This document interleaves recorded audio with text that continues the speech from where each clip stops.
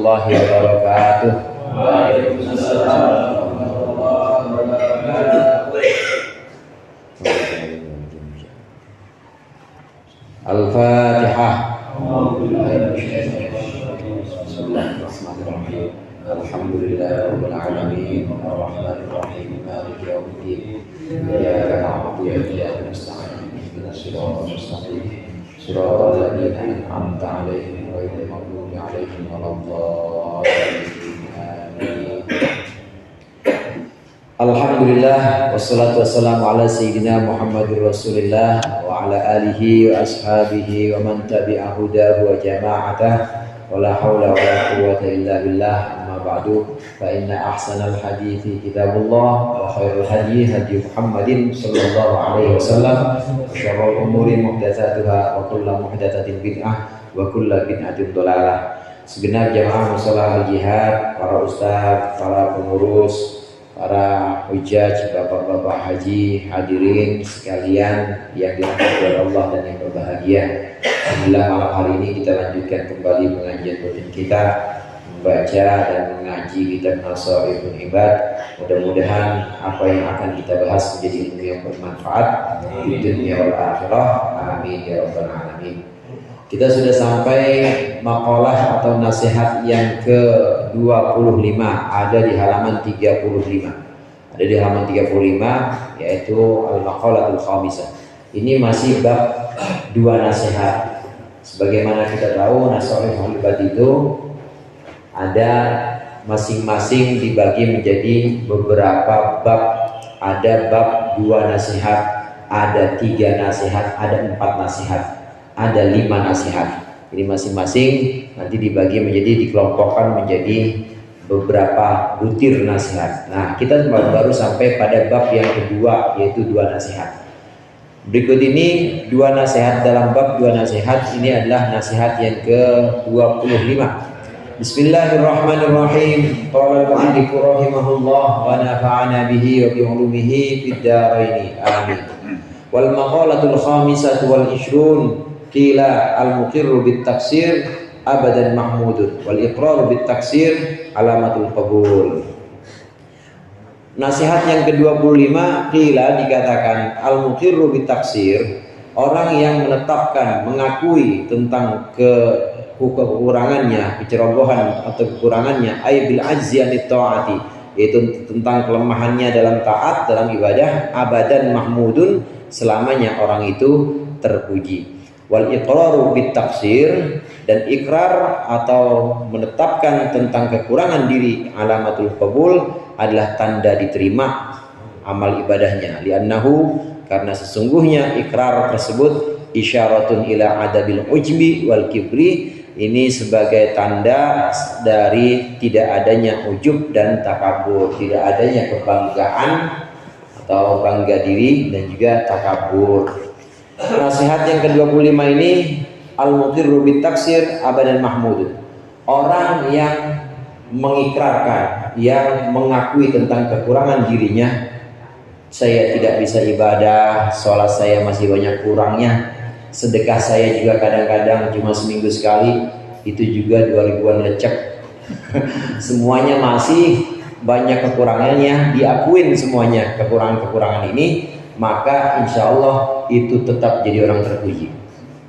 Begitu juga pengakuan terhadap kekurangan diri kita, yang mengaku masih kurang di hadapan Allah, bahwa amalan-amalan kita, ibadah-ibadah kita semuanya masih banyak kekurangan. Ini insya Allah adalah tanda kita diterima oleh Allah. Amin.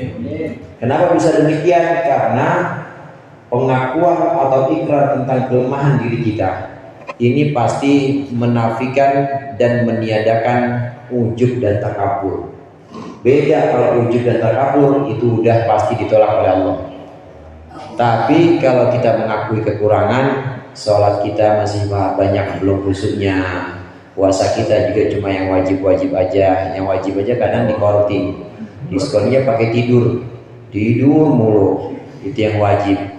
Belum juga ibadah-ibadah yang lain, itu yang zohir-zohir, ibadah batinnya kadang masih suka merusuloh. Tahu merusuloh? Merusuloh itu dumel, butuh, ngeluh dalam hati, gimana sih Jadi yang ditetapkan kepada kita masih sering kita mengeluhnya, ini ibadah hati. Masih kita kurang ikhlas, masih kita kurang ridho, kadang-kadang juga suka muncul pamernya, riaknya. Ini semua kan ibadah-ibadah yang masih kurang dari kita. Kalau kita mau mengakui kekurangan diri kita, maka itu insya Allah kita tetap jadi orang terpuji. Kenapa tetap jadi orang terpuji? Karena insya Allah amal kita itu tetap diterima oleh Allah. Amin. Oleh karenanya hadirin, amal ibadah kita ini yang sudah kita lakukan, walaupun redaksinya atau walaupun istilahnya aku persembahkan amal ibadah ini untuk Allah, walaupun seperti itu tetap kita harus merasa bahwa semuanya kurang. Hitung dah ibadah kita, mulai dari melek mata sampai merem lagi, bandingkan dengan nikmat Allah yang Allah berikan kepada kita. Kurang kalau buat balas nikmat Allah itu kurang, nggak akan cukup.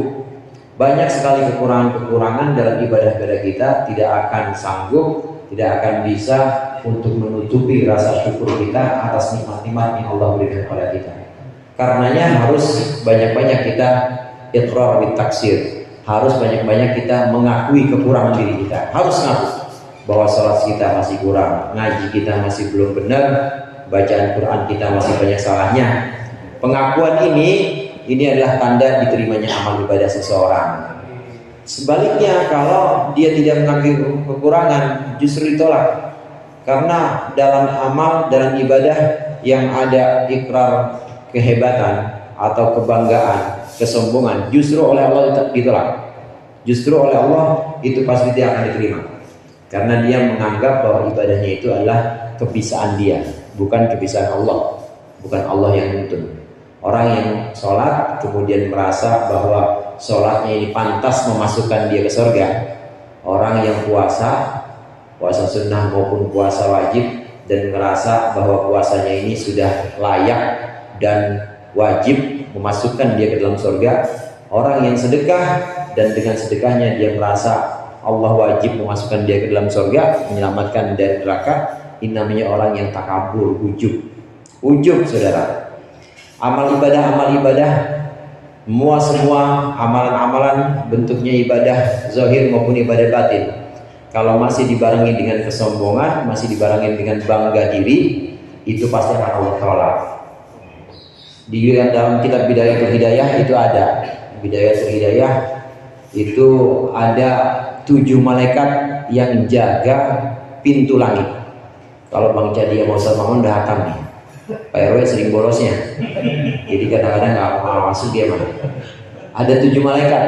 7 malaikat yang pertama malaikat yang pertama di langit yang pertama ini menjaga amal ibadah dari ghibah. Kalau amal seseorang masih ada ghibahnya, sholatnya rajin, sedekahnya nggak pernah putus, puasanya ditambah sunnah, tapi masih ghibah sama orang, masih sering makan daging saudaranya sendiri, maka ditolak di pintu langit yang pertama.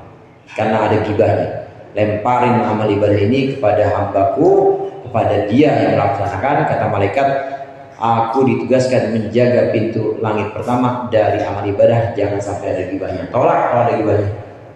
Di pintu yang kedua itu ada malaikat namanya Malakul Fakhri. Malakul Fakhri itu malaikat kebanggaan. Orang yang dengan ibadahnya bangga, ngerasa paling pinter, ngerasa paling alim, paling soleh, paling suci, dia ngerasa bangga, maka tertolak di pintu langit yang kedua. Diseleksi di langit yang pertama, puasanya, sholatnya di arak-arak saudara sama malaikat Raqib Atid, di arak-arak sama malaikat pencatat. Jadi malaikat pencatat ini merasa bangga dengan hasil ibadah seseorang, hasil ibadah si fulan. Lolos di pintu pertama dari ghibah, nggak ada ghibahnya. Di pintu langit yang kedua kena, diseleksi, ada screening namanya, di screening. Di pintu langit yang kedua kata malaikat penjaga pintu langit kedua, aku adalah Malakul Fakhri, aku malaikat kebanggaan. Allah memerintahkan aku menolak amal ibadah yang di dalamnya ada bangga-banggaan. Merasa gua ini mah sholat gua, ini mah sedekah gua, ini mah puasa gua, maka gua wajib masuk surga. Itu kalau ada kebanggaan di situ, ditolak di pintu langit kedua. Jadi malaikat raqib atid kadang-kadang juga nggak tahu, dibohongin sama orang musangirahan, tahunya mah bagus-bagus aja. Tapi malaikat yang langit kedua tahu di dalamnya itu ada kemana. Langit ketiga juga begitu. Langit ketiga ada malakul kibri, ada malaikat malakul sahibul kibri, malaikat yang menjaga amalan ibadah dari seseorang yang ada takabur, ada sombongnya di dalam amal ibadah itu. Dengan ngajinya ngerasa paling pintar, dengan baca kitabnya ngerasa paling alim, itu ustadz semua itu. Dengan ibadahnya ngerasa paling top, pokoknya di kampungan ini mah saya doang.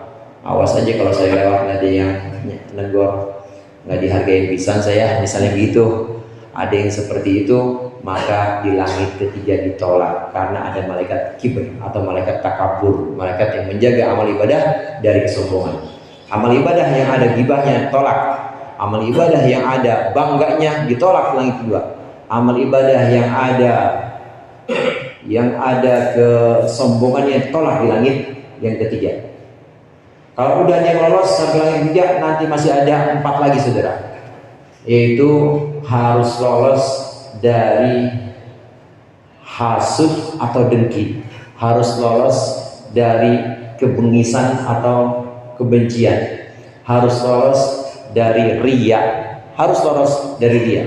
Kalau tidak lolos dari 7 pintu langit ini, maka gak bakal diterima oleh Allah. Kadang-kadang udah ada yang lewat sampai 7 pintu langit pertama sampai ke-7 lolos, sampai di sisi Allah ini dihadapkan kepada Allah. Malaikat udah pada senang semuanya, termasuk malaikat pintu pertama, langit pertama sampai ke-7 ini sudah senang karena lolos semuanya. Tapi di sisi Allah, kata Allah, antum raqibun, kalian semua hanya mencatat amal hambaku, dan aku yang maha tahu tentang motif atau niat hambaku melakukan amal ibadah. Dia bukan pengen aku, kata Allah, dan laknatku untuk dia. Masya Allah, kayak begitu tuh saudara. Jadi harus benar-benar dijaga. Lantas harus bagaimana kita? Kita harus senantiasa merasa taksir ini, harus senantiasa merasa kurang.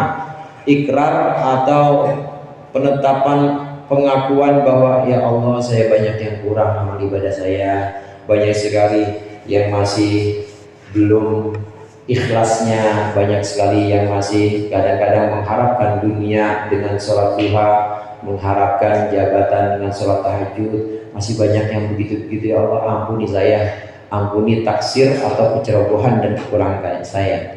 Karenanya di doa yang kita kenal itu kan watamim taksi rona, dan sempurnakanlah kekurangan-kekurangan kami ya Allah. Kekurangan saya dan segala ibadah masih banyak kurangnya, mohon disempurnakan. Kalau kita udah ngaku, udah benar pasrah, udah benar-benar kita lemah di hadapan Allah, insya Allah itu tanda kita diterima. Amin ya Pak? Amin. Jadi kudu harus minta, kudu harus merendah di hadapan Allah, nggak boleh ngerasa sombong. Ini yang disebut dengan kesibukan atau disebut dengan kegiatan yang paling penting saudara. Jadi ngaji hati, ngaji tasawuf, termasuk ngaji tarekat juga, tarekat, wirid, zikir segala macam, atau ngaji-ngaji yang umum. Ini justru kita harus disibukkan untuk mencari hal-hal yang gaib. Yang gaib itu yang paling utama adalah gaib yang ada dalam diri kita. Apa gaib yang ada dalam diri kita? Bukan jin Bang Hasan, bukan juga kunti, bukan. Gaib yang ada dalam diri kita itu sifat riya kita, sifat takabur kita. Itu kan gaib semua, nggak kelihatan. Kalau sifat yang kelihatan mah kayak muka kita ya ada pesek misalnya, kelihatan. Kita ya nggak tinggi-tinggi amat misalnya, mata kita juga nggak kompak kirim makanan, itu kan kekurangan zahir. Nah ini kekurangan batin yang gaib, itu yang ada dalam diri kita. Ujubnya kita masih ada, takabur, kadang masih ria, pamer, kadang masih suka Rasulullah atau suka ngeluh. Ini semua gaib semua, semuanya tersimpan dalam batin kita. Kesibukan untuk meneliti hal-hal yang demikian ini lebih baik dibanding sibuk untuk mencari hal-hal gaib seperti rahasia alam malakut, rahasia alam jin, ada keris di bawah pohon sawo misalnya, narik emas di bawah rel. Itu bukan emas, di rel apa? Ya bukan emas ya, baja misalnya. Itu semua narik-narik hal yang gaib itu nggak ada gunanya. Mendingan apa? Mendingan meneliti hal-hal gaib yang ada dalam diri kita, yaitu penyakit-penyakit hati yang masih banyak dalam diri kita. Ini yang kita teliti. Kalau kita sudah teliti dan kita temukan banyak kekurangan, maka buru-buru ikrar, buru-buru ngaku sama Allah, ya Allah, saya kurang banget ibadah saya benar-benar nggak sempurna, masih sangat banyak kekurangan di sana sini, ya Allah, ampuni dosa-dosa saya dan kekurangan saya.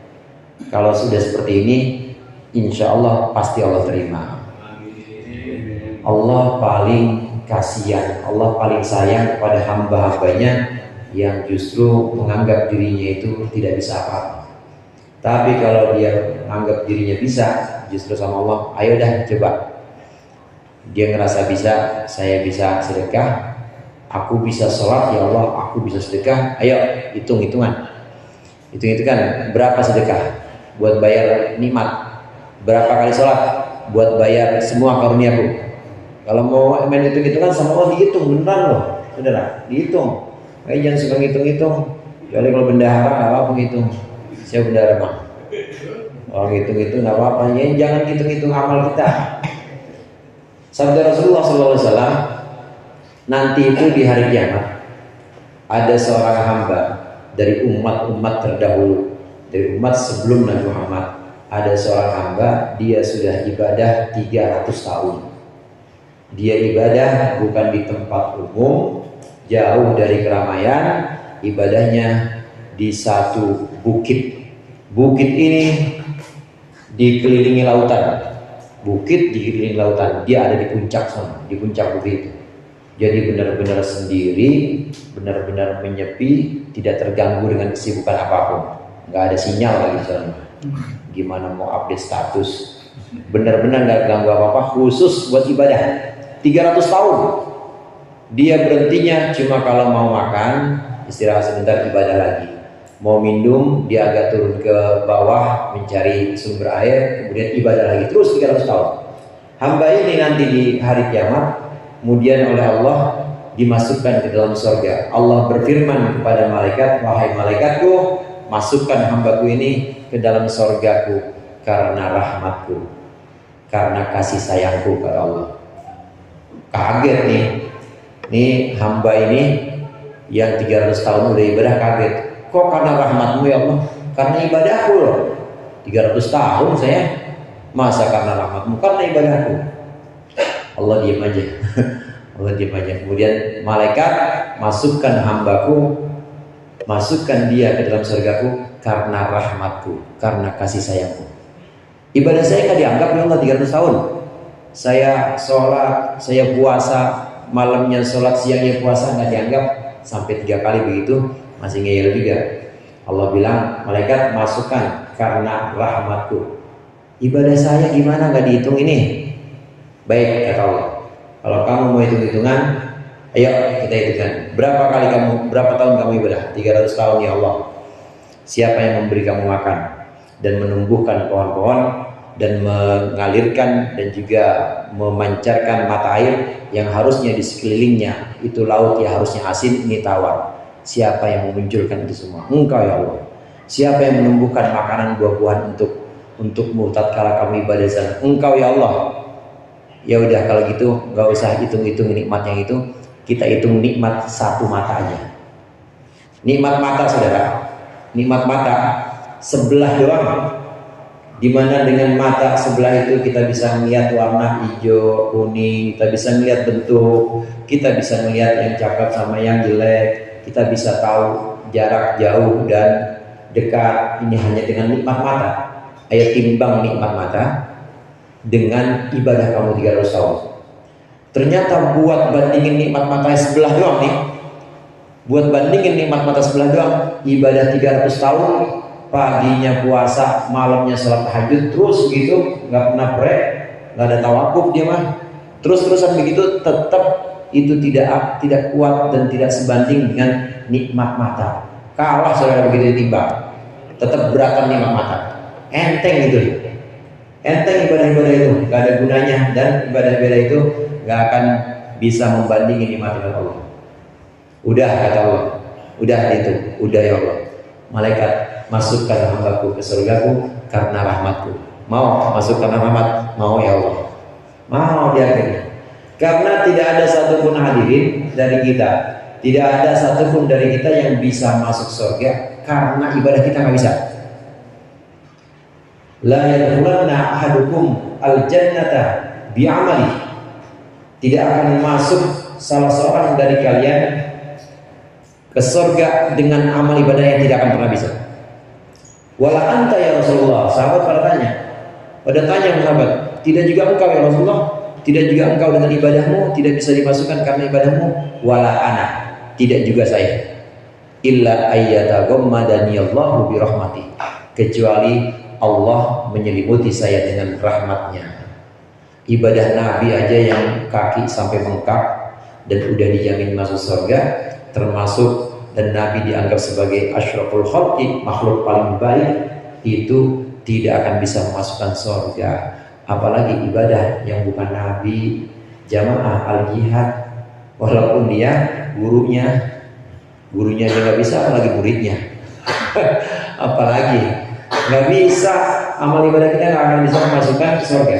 Cuma rahmat Allah yang bisa memasukkan dalam surga. Karenanya kita harus benar-benar merasa lemah, benar-benar menginsafi bahwa kita ini banyak kurangnya, kita ini masih ceroboh dalam ibadah-ibadah kita.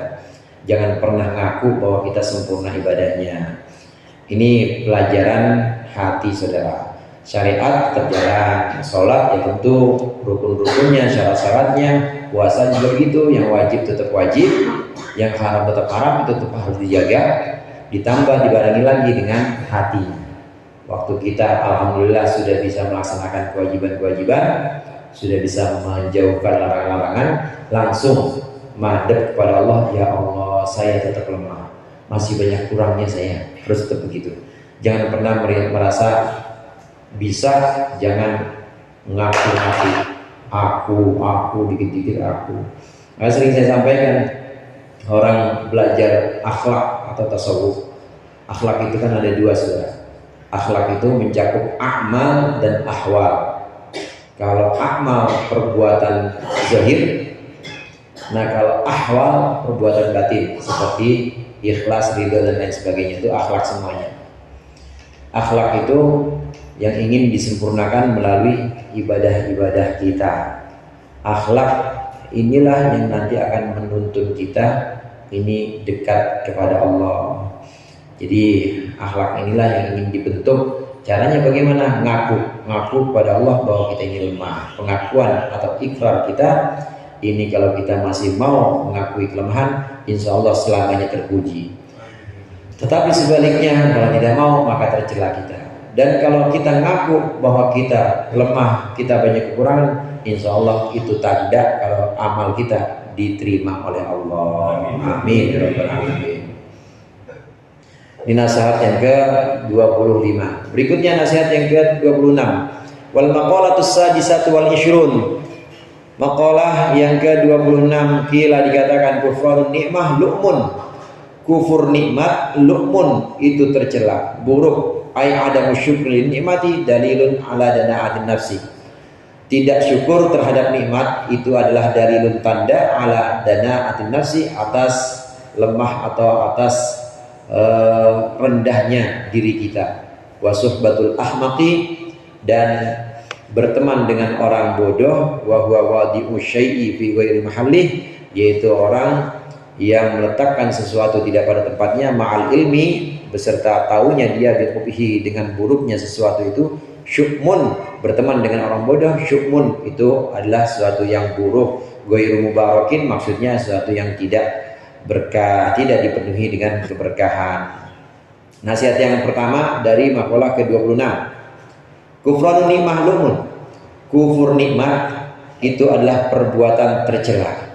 Kufur nikmat itu adalah perbuatan yang rendah. Orang kufur nikmat. Kadang-kala kita lupa Allah udah banyak ngasih kenikmatan-kenikmatan kita, tapi begitu dikasih ujian langsung lupa sama nikmat-nikmat yang begitu.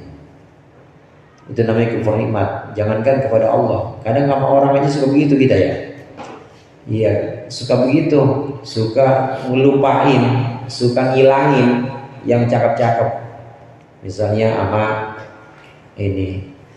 suami sama bininya, atau bini sama suaminya, biasanya nih bini sama suaminya atau suami sama bininya sama lakinya. Biasanya dia yang ngilangin.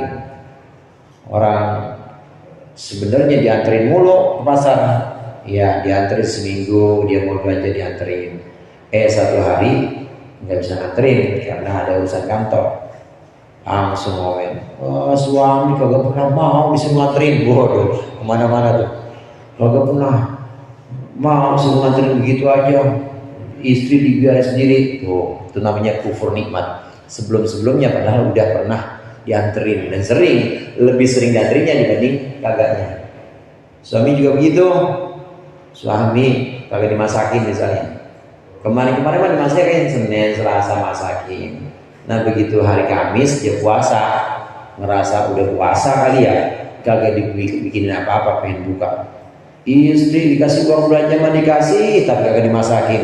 Kagak pernah yang enak-enak. Udah tahu gue lagi puasa, itu namanya kufur nikmat. Kemarin kemana aja bang, kata bininya. Bini juga begitu. Kemarin kemana aja kok? Kemarin kan gue nganter terus. Jadi lupa sama yang udah-udah, lupa sama kebaikan-kebaikan yang pernah ada. Kepada orang aja kita begitu kadang-kadang. Demikian juga kepada Allah. Naudzubillah. Kita lupa bahwa Allah telah banyak memberikan nikmat-nikmat. Allah telah memberikan banyak karunia kepada kita. Kemudian kita lupa terhadap karunia itu, tidak mau bersyukur. Ini namanya kufur nikmat. Nah kufur nikmat ini menunjukkan jiwa kita, diri kita ini jiwa yang kotor, jiwa yang kerdil, karena tidak bisa melihat yang baik-baik sebelumnya, tidak bisa melihat yang nikmat-nikmat yang sudah Allah berikan kepada kita.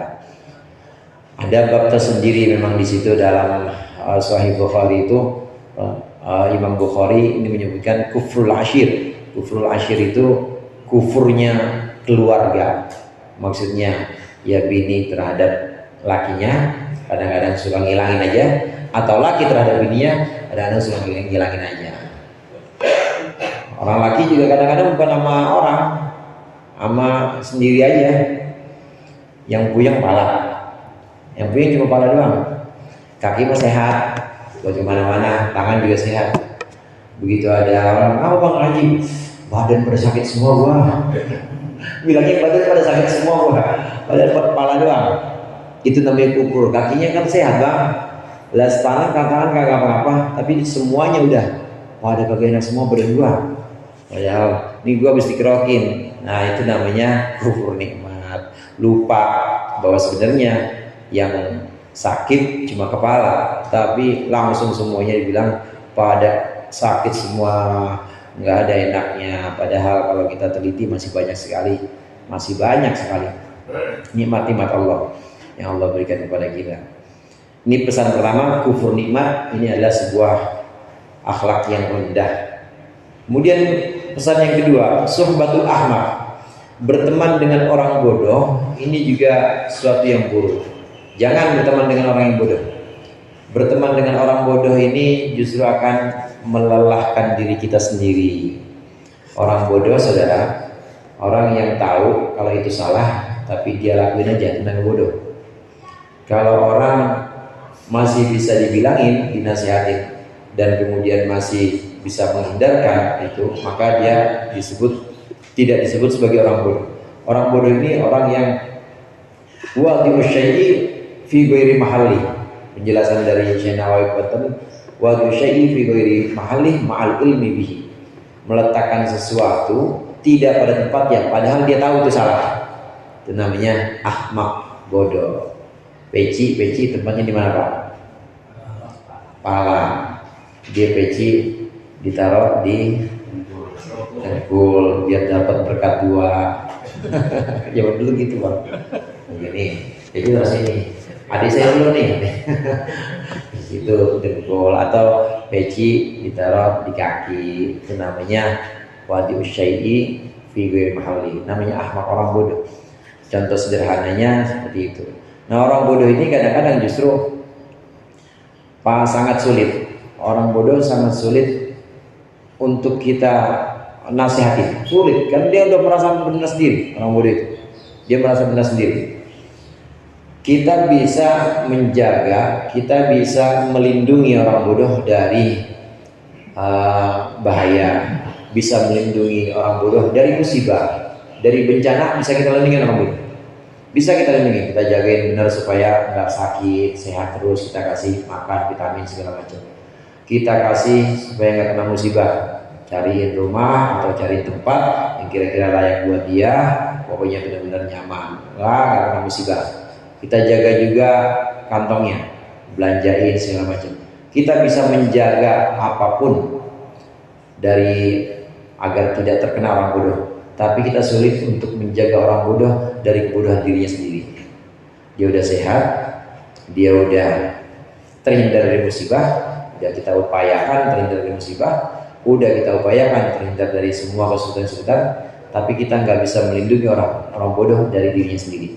Maksudnya, ya dia akan tetap bodoh aja. Dia akan tetap bodoh. Selamanya dia akan tetap bodoh.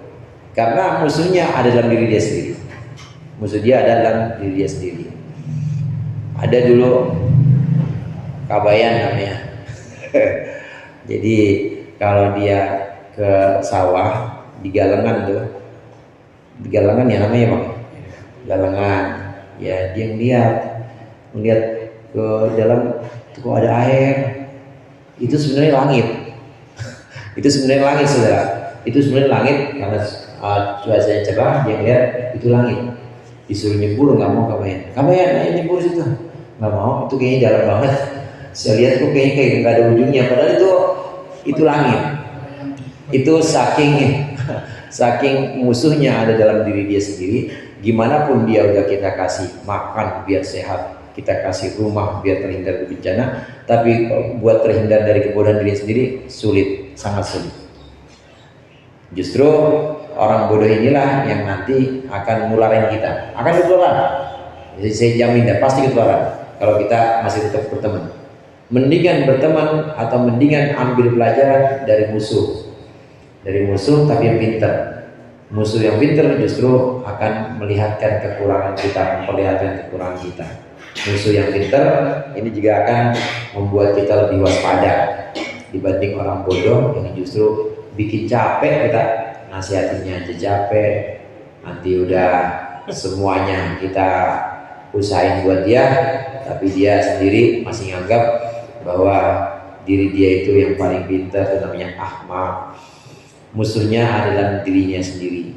Kama rawat Tabrani an Bashirin annahu sallallahu alaihi wasallam qala isrimul ahmaq bikasril hamzati wa zaid ay ittaquddahu wal ma'na la tusahibhu li qubhi halati wal anna tiba'an saraqatun wa qad yasriqu tabuka minhu. Dilengkapi di sini oleh Syekh Banten dengan sebuah hadis. Imam Tabrani mengeluarkan hadis bahwasanya Nabi Muhammad sallallahu alaihi wasallam bersabda isrimul ahmaq. Isrim, putuskanlah al-ahmaqo akan orang yang bodoh. Maksudnya putus, sudah jangan berteman sama orang bodoh. Bikasril hamzati wa zaid. Kemudian bikasril hamzati wa ra. Ayat ba'udahu, maksudnya berhentilah berteman dengan orang bodoh. Wal makna la tusahhibu liqabhi halati. Maksudnya janganlah temani, janganlah sama-sama senantiasa bersama-sama dengan orang bodoh liqabhi halatihi, karena buruknya keadaan orang bodoh. Wali anna tiba'ah saraqatun, dan sungguhnya karena tabiat itu mencuri. Waqad yasriqu tabuka minhu, dan sungguh kadang-kadang tabiatmu atau sifatmu itu akan mencuri darinya. Sifat itu akan menular. Jadi masing-masing dari kita ini, Bapak-bapak, ini adalah peniru juga, peniru orang lain. Kita makin sering sama kumpul sama orang yang pakai sarung, lama-kelamaan sering juga pakai sarung kita. Kumpul sering-sering sama orang yang pakai peci, lama-kelamaan kalau kemana-mana nggak pakai peci, nggak enakan juga kita. Itu namanya at-tab'u suraqatun. Waqad yasriqu tab'uka. Lianna tab'a yang namanya lianna tiba'a suraqatun. Tabiat atau sifat itu pasti akan niru atau mencuri dari teman kita. Warwat Tirmidzi an Ibnu Umar wallahu a'lam bissawab. Mudah-mudahan bermanfaat. Lebih kurang ya mohon maaf. Wallahul muwaffiq ila aqwamit thoriq. Assalamualaikum warahmatullahi wabarakatuh. Waalaikumsalam.